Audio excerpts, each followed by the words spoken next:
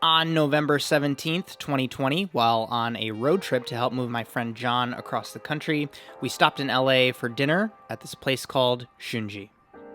Chef Shunji Nakao himself has had this West LA outpost since 2012, and it comes highly recommended from friend of the show, Max Shapiro. Plus, this is one of the few places at the time of recording this meal where we could enjoy an outdoor, coursed-out experience in a reasonably safe way. On the beverage front, they do have a full wine list, but we found a large focus on sake from the list that they presented, including one that Chef Shunji has a hand in making in Japan, which was the no-brainer for us to order for the meal. First up, this is a really fun mix of Japanese eggplant, sweet shrimp that's been marinated in dashi, Japanese parsley, persimmon, and a Shunji signature move of tofu puree and golden osetra caviar on top. Texturally, this was a really rich way to start, but I ended up eating each component with a touch of the tofu puree myself so that the simplicity of each preparation could really shine. This is a matsutake mushroom soup served as a clear broth with a touch of citrus, and the aroma is really what made this a stunner. It's not really like it was that cold outside, but I applaud being so delicate with such a special mushroom. Next up, a sweet potato and winter melon puree on the bottom, ginkgo nuts, shiitake mushroom, and winter truffle to garnish,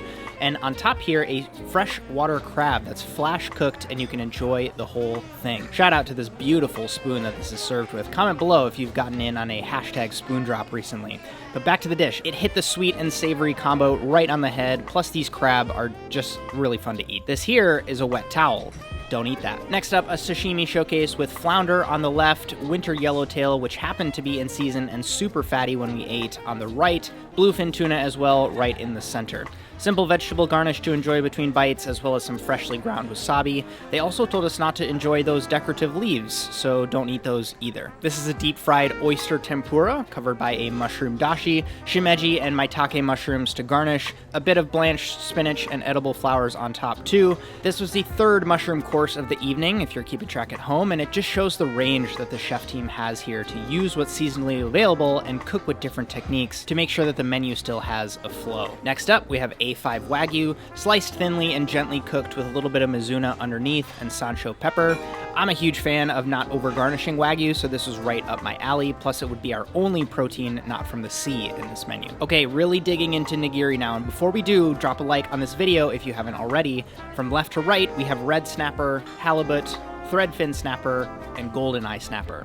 You can just tell the knife skills on these slices is insane and so involved. It's been brushed lightly with what I can only assume is their in-house tare. Such a masterclass in execution here. Moving on to something a bit heavier, ikura over sushi rice. This was fresh and sweet and briny all at the same time. Fantastic texture on both the roe and the rice. It was a lovely pacing change before our next round of nigiri here, which is from left to right again, jack mackerel, bluefin tuna, Japanese barracuda, and Spanish mackerel. Flavor-wise, this was more grilled, more fishy, and more fatty on the presentation side here, but we enjoyed every single one. Next up, this is a sea eel, served with a little bit of pickled ginger along the side. The eel was juicy and light, and the sume that they served it with was not too sweet, which I'm a big fan of. It's hard to not love a really good anago presentation. Next up, this is seko crab with 2 kinds of eggs from the crab, mixed and molded on top of sushi rice. This is a clutch presentation. You can only do this with really high quality crab, and I was really impressed. Shown here is monkfish liver. We were instructed to choose our own comfort level with the level of wasabi we wanted to use and really taste the liver on its own before wrapping it up in seaweed and eating it like an onigiri. This is otoro, also wrapped in toasted seaweed as a hand roll.